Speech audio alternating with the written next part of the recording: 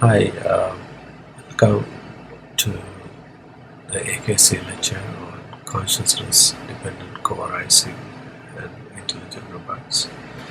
Um, so, this discussion about the dependent co-arising is at the very heart of the Buddhist philosophy, and it's a very complex discussion. I don't pretend to understand it in detail and then in full. But I'll make an attempt to make a discussion, because without a discussion about dependent co-arising, the whole discussion about consciousness and the intelligent robots is not complete. So I'll try my best to give you the references and the sources, original sources you can refer to.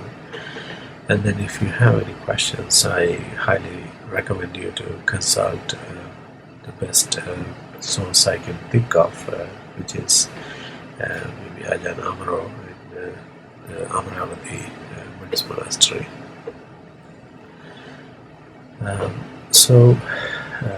Paticca-Samuppada, this is the core teaching, which is in Samyukta Nikaya 12.2. Paticca is in Pali, it is about interrelated or dependent, and Samuppada, Samuppada is coming from Samuppada. Sama is equal or co. Sama, it is like it is the same time or equal. Utpada is it is born or arising. So Paticca Sama Utpada is dependent, co-arising. It is like so a lot of people make the mistake that in Paticca-Samuppada it is like a chronological sequence of things that relates one to another. But if you really carefully look at the original teachings, it points at more of arising at the same time, but related, one related to the other. So what Buddha said in his words is, when this is, that is. So there's no time involved in this. So when, for example, when you go to orchestra, so you listen to music, but you don't realize that music exists with the silence in the background. So silence and music coexist or co-arise. So let's say when you walk into the orchestra symphony, the whole is noisy, people talk to each other, and then suddenly when the music starts, they stop talking and the silence arises. So the silence and the music contain each other, so they co-arise. So we can take so many examples where things arise together. So things coexist. When this exists, that exists, which is not related to. It is not chronological or time related.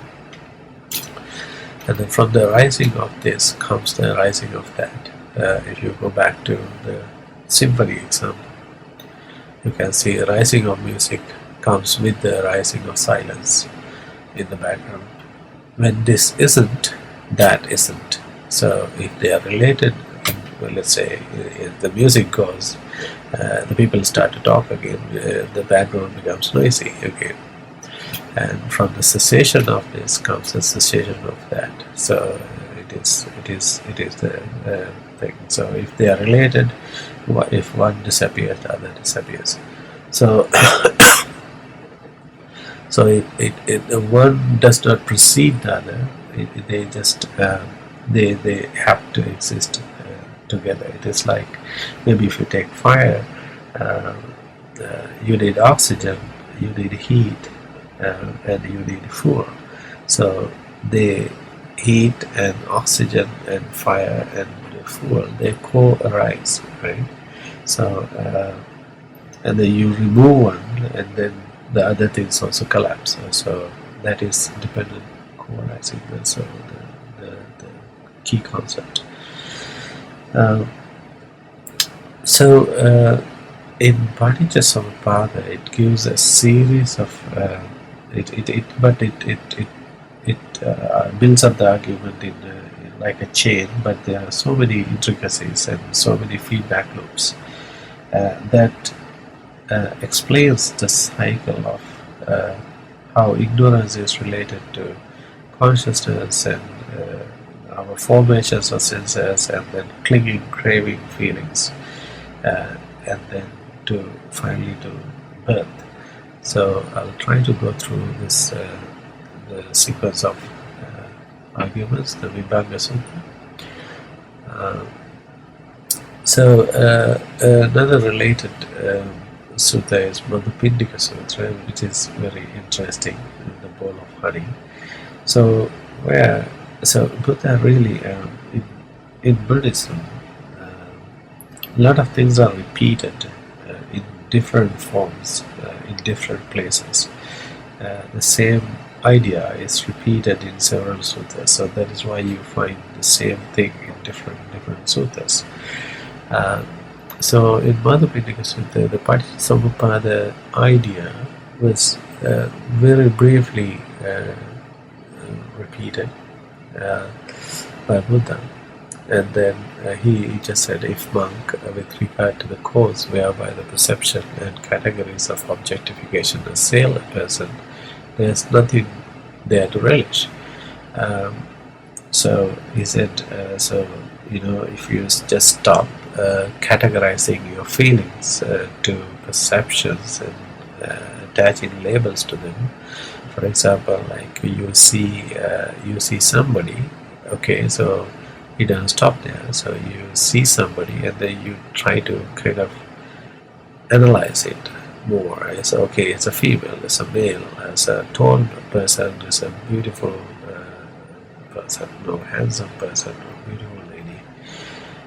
This and that and this and that. So it goes on proliferating, and then you come to very wrong conclusion. And then, for example, if you look at a person as a female versus a male, if you look deep inside, there's no difference between them except for just one or two organs, right? So maybe the sexual organs are different. So and female kidney is different from the male kidney. The functionality, the intestine is different. The heart is different. No, right? So it is. Lungs are different. The way things work, way the brain works, nothing different. So maybe about a fraction, 0.1% of their body is different, and then you completely categorize them into two different distinct classes, which is really misguided. So Buddha said, like, so if you stop labeling and categorizing your feelings, so you put a full stop to a lot of problems, quarrels, disputes, accusations, divisive tale-bearing, and false speech. And then the monks who heard this brief statement was not very. They didn't quite understand that, and then they went to see Venerable Mahakaccana, who was very wise, and then the monks repeated what Buddha said to Mahakaccana, and then he elaborated this whole thing into maybe he gave an interpretation to this using Paticca-Samuppada, and then they were really impressed about this detailed elaboration. And then they went back to Buddha and they said, okay, this is what Mahakaccana said about, Venerable Mahakaccana said about what you said. Do you think it is right? And then the Buddha said, exactly. So if I elaborated what I said, I would have done it the same way that Mahakaccana has done. And then Venerable Ananda was listening to this, and then he was so impressed about this. And then he said, this is like when somebody is so hungry and then he was looking for some food, and then he comes across a pot of honey. I understand it fully. And then the Buddha said, not quite, Ananda. So it is. It has a lot of intricacies and interrelationships. It is not like that sequence, but is that, I mean, that should give you the impression or the idea of how complicated this thing is. So it's very difficult to chronologically explain what is happening. So I will try my best based on what I heard from Ajahn Amaro and Ajahn Vajra at Amaravati Buddhist Monastery when I took their retreats, and what I read in the scripts, and then how I thought about it, and then based on my meditation practice, and how I relate my own research to this teaching. So this is, here it goes. So the Paticca-Samuppada starts with a relationship between ignorance. Based on ignorance, fabrications arise. So if there is ignorance, fabrications arise. So these two are interdependent. So what is ignorance? Ignorance is not knowing your stress, and not knowing its origination, not knowing its cessation, and not knowing the path leading to its cessation. So fabrications that result are bodily fabrications, verbal fabrications, and mental fabrications. Okay, so what is this? It is not very obvious. So let's look at it. So ignorance is like in the previous talk we talked about stress. Stress is something like whenever you take any moment in your life, and it always recommends you that there is something better out there. It is like so you go to the beach. So whenever I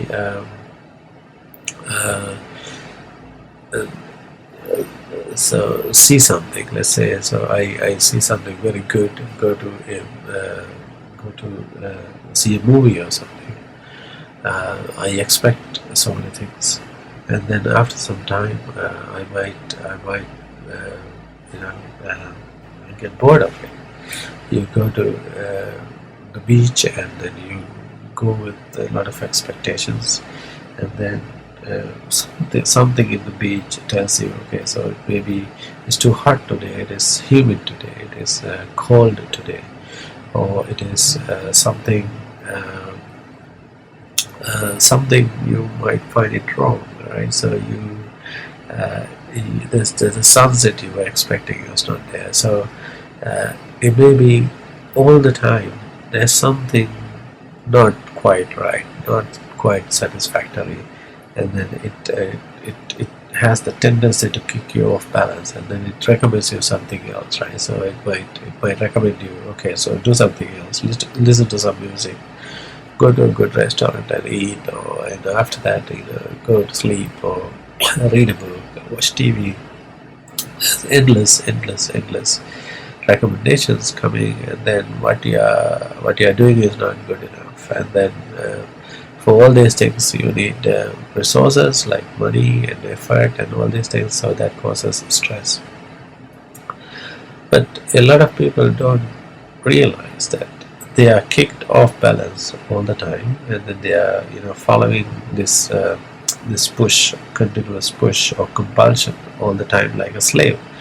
So that is not knowing stress, and not knowing what is causing the stress, and not knowing that you can really end this thing, being a slave of this continuous push or pull or compulsion, and then not knowing how to do it, right? So that is the ignorance. And then ignorance causes you to believe that there is something satisfactory in something when you finally find out that it is not satisfactory, and that causes fabrication. So I'll try to give a little bit of scientific findings, recent scientific findings that might shed some light on this. So if you look at this Nature paper in 1996, so images of simple cell receptive field properties by learning a sparse code for natural images.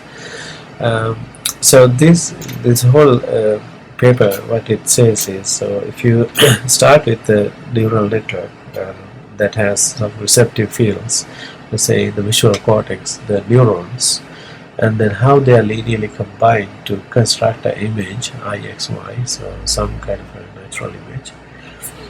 It says, like, if you follow a cost reduction, which is like preserve the information and then at the same time be very efficient, which is the sparseness of this receptive fields, you can recreate a natural image using this kind of receptive fields. And then what you end up, like if you feed this network with millions of natural images, what we have been seeing over the whole throughout the evolution, let's say, what you end up is the network converges, these receptive fields converge to something that really looks like the receptive fields of the the mathematical properties of the neurons in our own visual cortex, in the human visual cortex.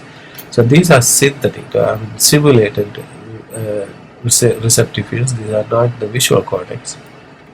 These are simulated receptive fields like these, derived from natural images feeding this network.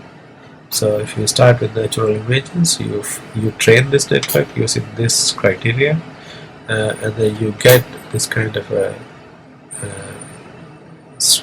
set of neurons which look like our visual cortex. What does that mean?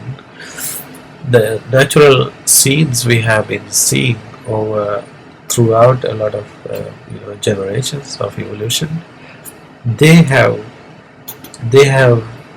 influenced the way the visual cortex is organized, and then that visual cortex is influencing how we see natural images today. So natural images really condition how the neurons are organized to process them, and then that is a basis of how we see the scenes. So how we see the natural scenes are not really independent from natural scenes. They are dependent on natural scenes. So what it is mean is, if we believe that there is something to be extracted from natural scenes, like categorization, like this, like sparseness, there is some kind of a structure which is our own kind of ignorance, part of the ignorance, and then we believe that there is information in that, like, so we preserve information, and then we believe that there is some kind of satisfactoriness we can derive from them, and then we go deep into the structure of the natural images that influences how the visual cortex is organized, which is, if we go back to this, ignorance causes fabrications. Like, so what I mentioned was a bodily fabrication, which is the visual cortex. The structure of the visual cortex is affected by unsatisfactoriness in our seeing process, the image processing process, because we don't know that in the natural scenes, like, so we were not getting anything satisfactory. We continue to process them and looking for satisfaction in them, and then that allows bodily fabrications to arise over time. And similarly, we can have verbal fabrications, like our language evolution happens, and then mental fabrications. So how our thoughts are organized, and how we relate information to one another, they get fabricated. And then all these fabrications arising from not knowing the stress, the ignorance. If we were stress-free, which is like, let's say, we don't see any big value in going to a new place to enjoy or something, and then I know that there's no real value in going to another country to see a mountain range or something, because I know that ultimately, okay, for a short time I'll be happy and exciting, but after some time I get bored again, and I want to go somewhere else, and then I just stop being a slave. I go to the cessation, and then I'm totally happy with what I have now, and then this fabrication process stops. So you can read more about this paper in this Nature 381. It's 1996 page numbers. And then, based on fabrications, these bodily, verbal, and mental fabrications, consciousness arises. So how does it happen? So I'll take another example, like the ear for this time. So this is a fabrication, right? So there's a funnel, so it accumulates, and there's a catchment area for audio waves, like acoustic waves, and it focuses on this ear drum, and which is vibrating membrane, and then that in turn vibrates this skeletal arrangement, and then it goes to the cochlea, cochlea has a liquid in spiral form, and then this has different hair that resonates at different frequencies, from 20 Hz to 20,000 Hz, and then when there is a sound, and then this analyzes into different frequency components, and then all those hair have neuron receptors, and then that feeds the brain with all these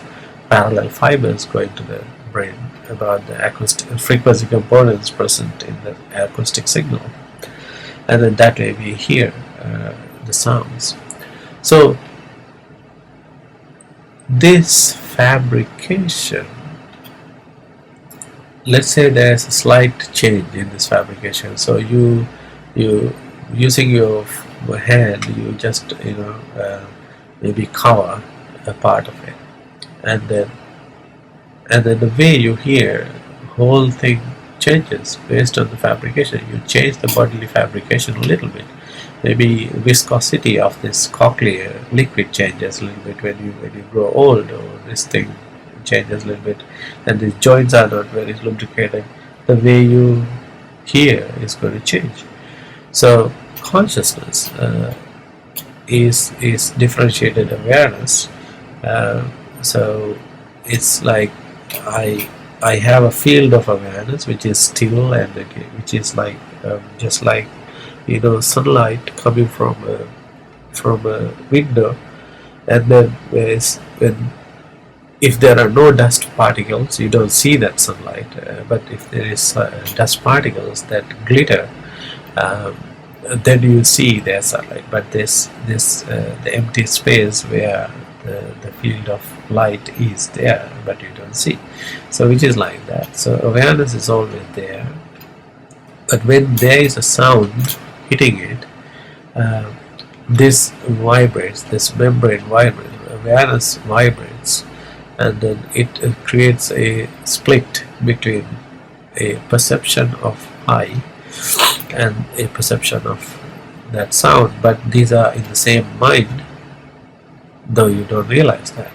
So you think that sound is external, and then I, the person who likes, is internal, but they are both in the same mind and same field of awareness, which is like two dust particles in that same light beam, but you take it like a separatedness. So this is part of avijja. It's called vijnana. V coming from vichina or vibhinna, split. Jnana is the awareness. So it is called consciousness. Is in Buddhism it is differentiated awareness. So say there was a slight change in the liquid, the viscosity was different. The way this separation happens is going to change, right? And then because that the sound is going to be different, and then the person who likes or dislike, maybe from like you go to dislike, and then your feeling is going to be different as a result of a little change in the fabrication, right? So fabrication determines how the consciousness arises, right? So basically, whatever the external stimulus, the consciousness depends on the configuration of the sensory fabrication. So by changing the sensory fabrication, how the consciousness arises in response to whatever the same external stimulus can be different. So they are related. So fabrications causes consciousness. So this is associated with all six sense media. I just took one, and then here ear, right? So if you take the eye, for example, when these fabrications change, the way you see the scenes are going to be different. So always these fabrications work like some kind of a kernel or a mask or some kind of a modulation factor between the world and how the consciousness arises. So that is that. And then based on consciousness associated with all six senses, name and form arises, right? So this is a little kind of complicated, but it's not difficult to understand. So basically, now after consciousness arises, you have a split, and then you have, let's say, that touch, and then I like that touch, and then you always try to interact with that touch. You want to probe it more and more, and then understand, or get a better feeling of that touch. And then this I like also keeps changing, and then it wants to probe it more, thinking that it is something outside when there's always it is inside. So how name and form is something like, name is feeling, perception, intention, contact, and attention, which is the name part, and the four great elements, like, so that is the rupa. It is in Pali it says apo, tejo, vayo, patavi, right? So apo is the property of flowing like a liquid. Tejo is like fire, digestion, or combustion, the heat you have. And vayo is the property of vibration, like air, like it has the ability or capacity to vibrate. And patavi is like the earth element, which is like the nature of solidification, right? So let's see how it works. So how solidification, vibration, flowing, and heat generation, and feeling, perception, intention, contact are related to consciousness. So I'll take some of the experiments some of my PhD students have done recently to see if we can relate. So here you can see, like, somebody is trying to there's a gel medium, simulating a cancerous tissue, and then this hard nodule buried inside that gel is simulating a cancer. And then you can see this finger, it it sometimes is soft and then sometimes bent and sometimes straight, and then this is this is undergoing transitions from Patavi, which is like the stiff, and then sometimes it is like flowing like a liquid, and then sometimes it vibrates. It's like air property, right? So it's like it has the capacity to vibrate, and then there's heat generation due to friction, that is tejo, and then all this is happening because the mind thinks that this external environment, the perception, is kind of a separate thing, and then there is a person who is feeling it, which is consciousness. So there's somebody who feeling it, and then there is a touch which is external, and then I want to probe it, and then what they just keep probing, and then when we try to implement it in a robot, so we see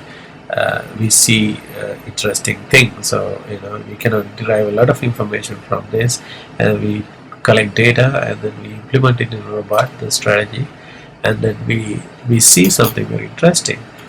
So if we adopt this kind of probing, mathematically modeled behavior, the tissue stiffness really liquefies it. The tissue liquefies under the finger if you probe like that. Like if you just press it. So this is the zero, which is the normal stiffness of the tissue.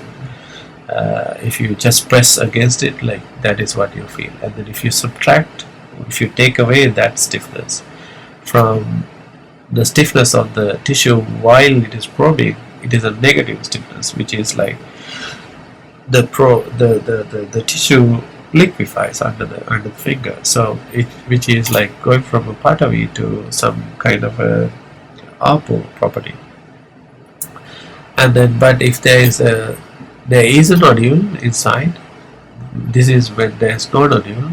When there is a nodule inside, the stiffness increases under the finger, which is like which is going positive over and above what is normally there. If you just press against it, that is that stiffness, and then when you probe like this, the increase of stiffness is there, right? So for all different nodule sizes, meaning there's nothing called a stiffness. It depends on how you probe it. So this probing behavior changes the properties of it can go from Apo, Tejo, Vayu, Patavi, right? So from the nature of Patavi, what you feel is related to the way you think it is, right? So the way you feel, like, so you think there's a nodule or a deeper nodule, bigger nodule, small nodule, whatever you think it is, drives you to probe it in a different way.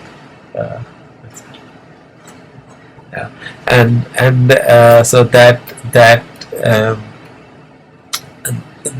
is interrelated, and then this consciousness gives rise to a rising of feeling, which is the touch feeling, the perception that you have estimate of where the nodule is, the size of the nodule, and then the depth of the nodule, the stiffness of the nodule, and then intention arises and the contact arises, and then your attention goes to the fingertip and things like that, and the four great elements also arise, right? So in the environment, the stiffness changes, which is going, the liquefaction changes, the friction arises, and the heat arises. So Apo, Tejo, Vayu, Patavi, all four arise when you interact with the environment because of consciousness, right? So because of this consciousness.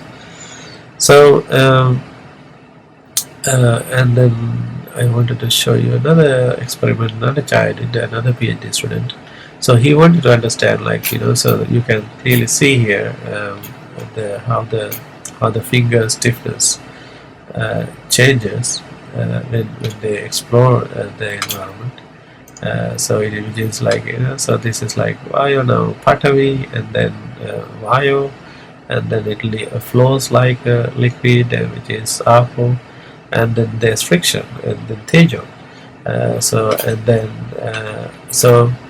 the thing to notice is all these sensors are buried. This is the spindle sensor, and then the tender sensor where you feel the pressure and force, and then this is the speed and position sensor, the spindle sensor. These are buried in the muscle. So when you cannot feel without affecting your actuation. So basically, when you move your finger or stiffen your finger, that squeezes this muscle, and that in turn squeezes the sensors, and then you cannot take action without affecting perception. And then when you want to perceive something better, you can perceive it better using different actuation methods, like how the muscles are co-contracted or stiffened, things like that. So perception and matter are related. Perception and your four elements are, you cannot separate them, right? So the name and then the four elements of the muscles or your finger are related, so you cannot separate them, right? And then so because these are related, the sense media arises as a relationship of these two, interaction of these two. So so you can see that it says name, because of the name and form, the six senses arises, right? So the touch sensor in this case arises because of these interactions, right? So because sensor is not arising without the embodiment, which embodies it, right? So because of the name and form, your senses arise. Like sensing does not arise on its own, so they are related to the embodiment that accommodate or house all the sensors, like so ear, your nose, and everything. So that is related to how the muscles work. So and the name and form gives rise to the sensors. So in this experiment, Nadichai experimented, like, so we collected EMG data from the muscle activity from people when they probe these things, and then we mathematically modeled them, and then we implemented that in a robot to check if this muscle activity gives rise to perception and sensors. And what we saw was amazingly, so there's one sensor here, the way it feels is going to be different when we change the stiffness of this joint, which is like, it is going from like Apo to Patavi. This perception changes, right? So stiffness determines the way we perceive. So that, in other words, the four elements determine the sensor emerges of the sensor, the way it perceives, and then the estimation accuracy of this, maybe the cancer, let's say we are simulating, goes from about, let's say, in this case 50% to 94%, 95%, here 97% accuracy of detection.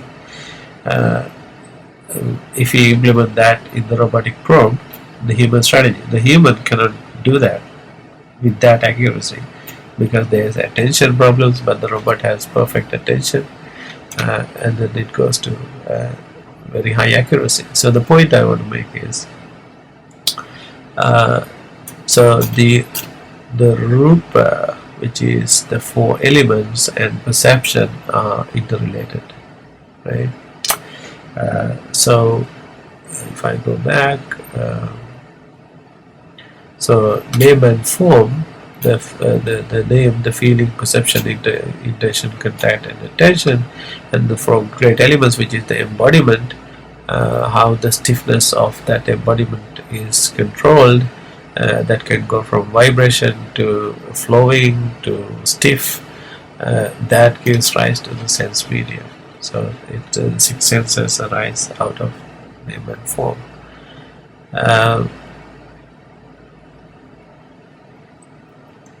Okay, so and then when there is name and form, so the six sense media arises, right? And then when you have six sense media, what happens is when there is a contact, like sense media making contact with sense objects, because you cannot avoid it. When there's sense media, there's always contact. This dependent co-arising is like that. So they arise together, and then when there's contact, you cannot avoid to have feelings. And then when there's feeling, you crave for the feelings, and then the craving goes for clinging. So you cling to the other side, like so, as if they are just there permanently, which are really illusions, really coming from. See, if you go back to this thing,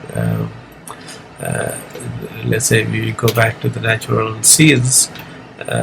How we see natural scenes depend on natural scenes themselves. So they are making our visual cortex, and then they force us to see the natural scenes through their own structure.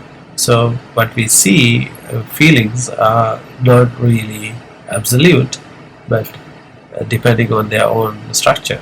So, but we believe that okay, yes, I see something really, it is like absolute. So in the consciousness, like so, it's an illusion, but we believe that it is really there, that sound is there, and which is absolute when that sound has really conditioned the way these things are organized, right? So the sound has frequencies, and then that has created this structure to different hair vibrating from 20 hertz to 20,000 hertz, and then the bundles of neurons. So the whole structure represents the structure of sound and how the sound behaves, because sound pressure works like pressure waves, and then that is why these diaphragms are there to vibrate, and then how these catchment areas and funnels are there, and all the structure. But we take sound as an absolute thing, right? So this is that, and then I create a I thing there, which is not there, which is a creation of the vibration of the consciousness, the field of awareness. And if it vibrates in a little different way, the I is going to be different, right?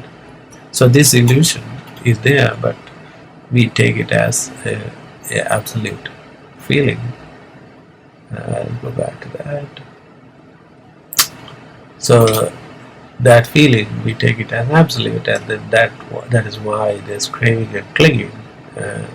Cling as if there's a solid thing to cling on, but it moves, and then because it always moves, like so, we also kind of becoming sensual, becoming form, becoming and formless, becoming. Becoming is something like, let's say like this. So in the sea wave,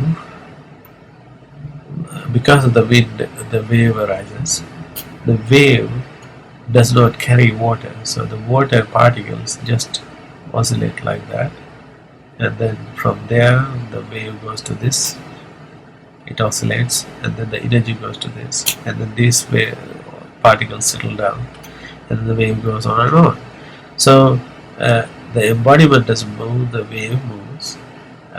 So this tendency to move from one place to another is called the becoming. So you want to become something else always. So let's say you're on the beach, you're seeing the sunset, the boredom kicks in, and then it says, okay, so this is boring, and then go home and then watch TV or something. So you want to become the person who will be comfortable at home watching the TV. So and then you go there, and then you get bored of the TV, and then it says, okay, now go to a restaurant, go out and have a walk, and then go to eat something. So you want to become the person who is satisfied, or the person who is enjoying the walk and the restaurant, and then you go there, and then you know, get bored, and so always there's a push to become something else because of this clinging, right? You cling to something else, something else, something else, and then you get bored of what you have. So that becoming causes birth, because like, so if you take this as a lifetime, you have the embodiment, and then it passes the wave to the other, to the other, to the other, to the other. So this birth this is a spelling mistake. It's not birth. This is birth. So this is how it. So when I took a retreat with Ajahn Amro, so and one night he gave this talk, and then he said to break this whole cycle, because if you have a birth, then you have to go through that whole thing again, and then have the stress, and then going through all the 8 worldly experiences, Labha, Yasayas, and Indra, Prasansa, Sapaduka. So it's like you lose and gain things. You feel happy, you have to have sorrow. So you have all 8 experiences. So if you don't want that, the best place to break this cycle, the dependent co-arising chain, is at the feeling, because the feeling is the place where this whole thing comes to the surface. All other things are really, consciousness is difficult to see, and how the fabrications work is difficult to see unless you're really, really very good at meditation. But feeling is a culmination of everything to the surface, and then that is where you catch it, and then you just say, okay, it's just a passing feeling. This feeling arose, and then it has to go away. It goes away, and it arose on its own. Okay, so the three qualities of the feeling. One is that feeling just changes all the time. So you, let's say, go to the restaurant, you sit down, eat. Okay, first it is delicious, and then when your tummy is full, you don't want it anymore. So like that feeling of the taste changes, or the same food changes. So the warm food becomes a little cold, and the taste is different now. The taste changes, which is anicca, and then anatta is another quality, which is it changes on its own, and then you have no control over it. There's no central regulator. Your feeling changes. The way you feel the food changes on its own.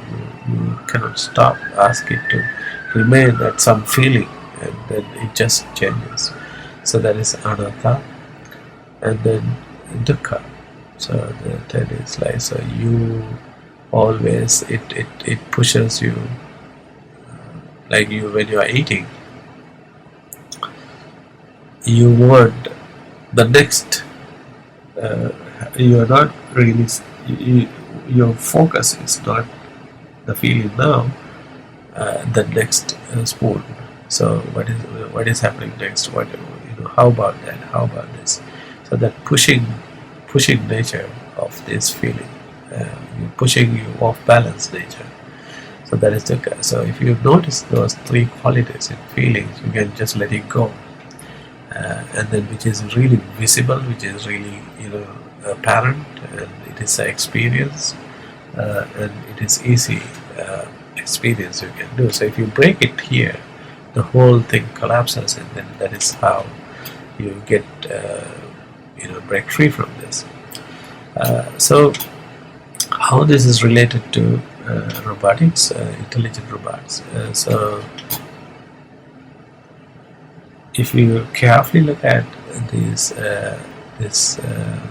the whole chain started with consciousness, fabrications and consciousness, right? Ignorance, fabrications, fabrications lead to consciousness. Consciousness is arising from this awareness, field of awareness. So no matter how we make robotic ears and eyes and all the sensors, unless there is a field of awareness, consciousness won't arise. So there is a guarantee, according to Buddhism, that the bottom-up construction of robots will never have consciousness, because they won't have access to awareness. I don't know if there is any future. There is some, discovery, grand discovery that finds a way to connect these things to the field of awareness, and we don't understand how biological beings have access to the field of awareness. But unless there's access to the field of awareness, there won't be a consciousness arising. So robots are free from suffering. So that is my best effort to explain Paticca-Samuppada based on what I learned from Ajahn Amaro and Ajahn Vajro during the retreats, and I again thank them, eternally grateful to them for helping me to get free from these things, to at least to a certain extent.